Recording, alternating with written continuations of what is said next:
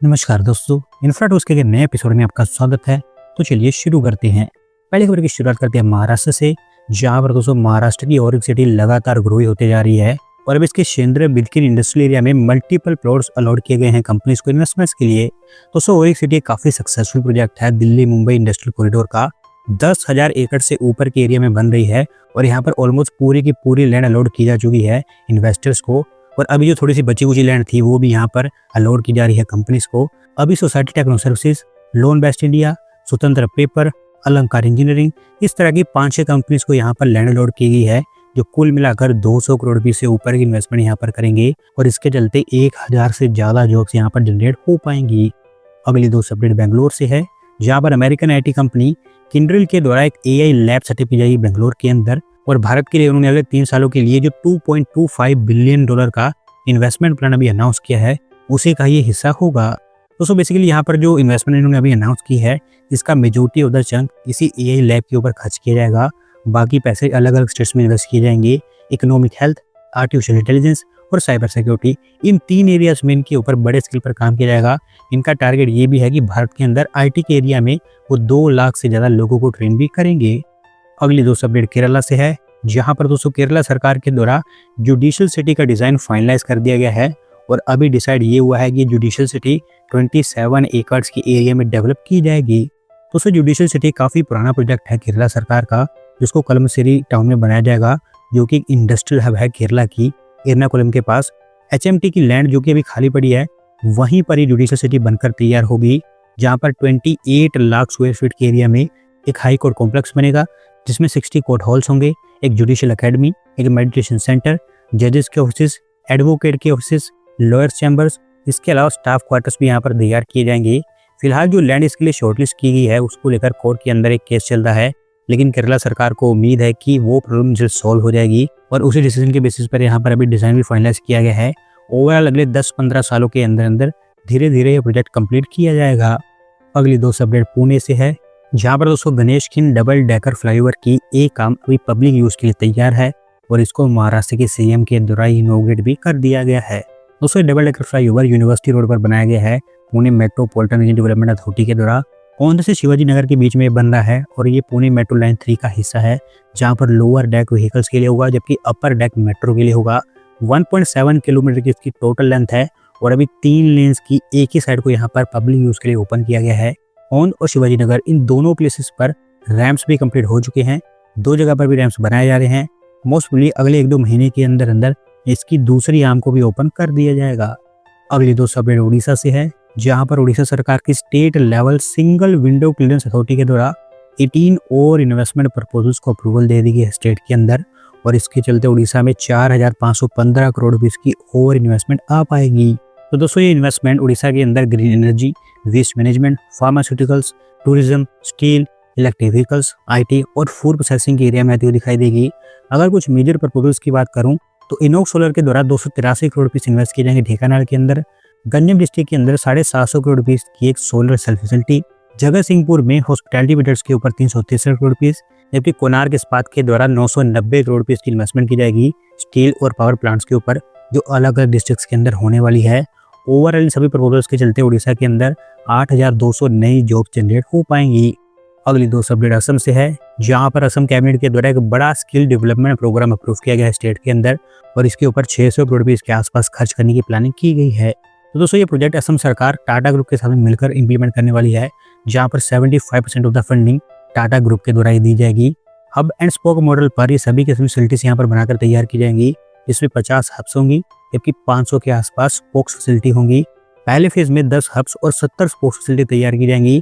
हर hub एक futuristic training academy होगी, जिसमें 10 अलग अलग तरह के ट्रेडर्स होंगे स्किल डेवलपमेंट को लेकर, जबकि स्पोक्स फैसिलिटी एक स्कूल की तरह काम करेंगी, जो कहीं ना कहीं इन हब से कनेक्टेड होंगी।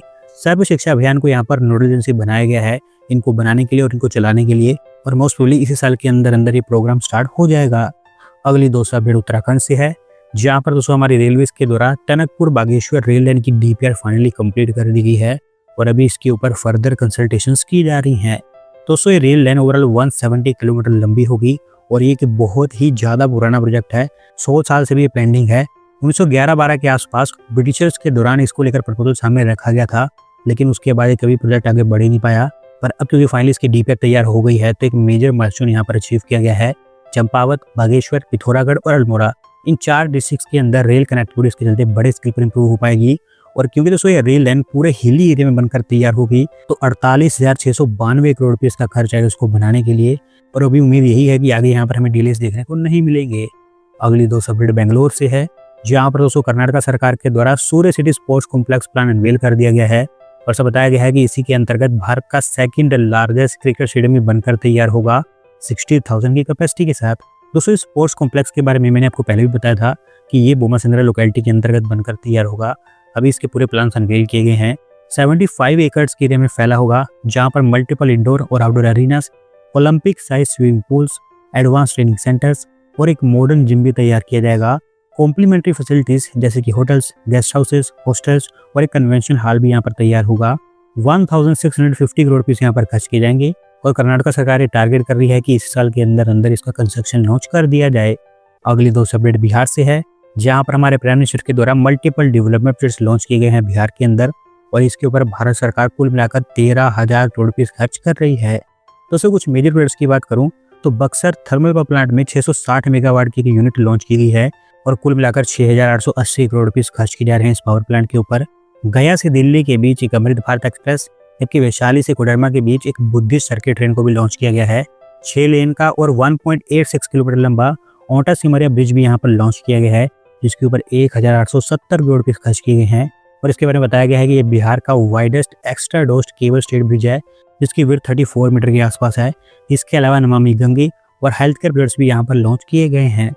अगली 2 अपडेट हमारी रेलवेज को लेकर है, जहाँ पर हमारी रेलवेज ने रेलवे स्टेशन पर सिंगल ब्रांड आउटलेट्स को भी अलाउ कर दिया है और इसके थ्रू रेलवेज लोगों को एयरपोर्ट जैसा एक्सपीरियंस रेलवे स्टेशन पर प्रोवाइड करना चाहती है। दोस्तों आज से कुछ दिन पहले हमारे रेलवेज के द्वारा एयरपोर्ट की तरह एक लगेज पॉलिसी को इंट्रोड्यूस किया गया था, जहाँ पर ये डिसाइड हुआ था कि अब लगेज के ऊपर रेलवेज रिस्ट्रिक्शंस लगाएगी और अब एयरपोर्ट की तरह ही सिंगल ब्रांड आउटलेट्स को भी यहाँ पर अप्रूवल दी गई है, जो अभी तक नहीं अलाउड था। अभी तक सिर्फ 1 डिस्ट्रिक्ट 1 प्रोडक्ट स्कीम के अंतर्गत लोकली प्रोड्यूस प्रोडक्ट्स यहाँ पर बेचे जाते थे, जबकि कोई सिंगल ब्रांड आउटलेट आपको देखने को नहीं मिलता था। इन शॉर्ट आपने कभी रेलवे स्टेशन पर नाइकी या फिर एडिडास के ब्रांड आउटलेट्स नहीं देखे होंगे, जबकि एयरपोर्ट पर ये चीज़ें बहुत कॉमन होती हैं। लेकिन अब रेलवे स्टेशन पर भी आपको ऐसी चीज़ें देखने को मिलेंगी। फुटवियर, इलेक्ट्रॉनिक्स, ट्रैवल एक्सेसरीज, इस तरह के एरियाज को रेलवे टारगेट कर रही है। नॉर्थ सेंट्रल रेलवे और साउथ सेंट्रल रेलवे, इन दोनों जोन्स में जितने भी स्टेशन रीडेवलप किए जा रहे हैं, जो कि एयरपोर्ट की तरह बनाए जा रहे हैं, वहाँ पर सबसे पहले चीज़ें इंप्लीमेंट की जाएगी, क्योंकि वहाँ पर इंप्लीमेंट करना थोड़ा आसान है। अगर अच्छा रिस्पॉन्स मिलता है तो और भी बहुत सारे जोन्स को इसके थ्रू कवर किया जाएगा। आज की 200 आखिरी अपडेट आंध्र प्रदेश से है, जहाँ पर आंध्र प्रदेश सरकार हमारे देश की सबसे बड़ी लाइब्रेरी को सेटअप करने वाली है स्टेट के अंदर और इसके लिए अमरावती कैपिटल सिटी को चुना गया है। दोस्तों ये लाइब्रेरी एक वर्ल्ड क्लास नॉलेज हब होगा आंध्र प्रदेश के अंदर और ये आंध्र प्रदेश के अंदर जितनी भी लाइब्रेरीज होंगी उन सब के लिए एक सेंट्रल लाइब्रेरी का काम करेगी। ओवरऑल 2 लाख स्क्वायर फीट के एरिया में फैली होगी और अभी कुछ इसकी ज़्यादा इन्फॉर्मेशन सामने नहीं रखी गई है कि कैसे इसको बनाया जाएगा और कितना पैसा यहाँ पर खर्च किया जाएगा, लेकिन सरकार का टारगेट है कि 1 साल के अंदर अंदर ये लाइब्रेरी तैयार कर दी जाए। दोस्तों आज की वीडियो में बस इतना ही। अगर आप अपनी तरफ से अपडेट सबमिट करना चाहते हैं तो डिस्क्रिप्शन में दिए गए लिंक पर क्लिक करके सबमिट कर सकते हैं। और अगर आज की वीडियो पसंद आई हो तो वीडियो को लाइक करें, चैनल को सब्सक्राइब करें। धन्यवाद आपकी वीडियो को देखने के लिए।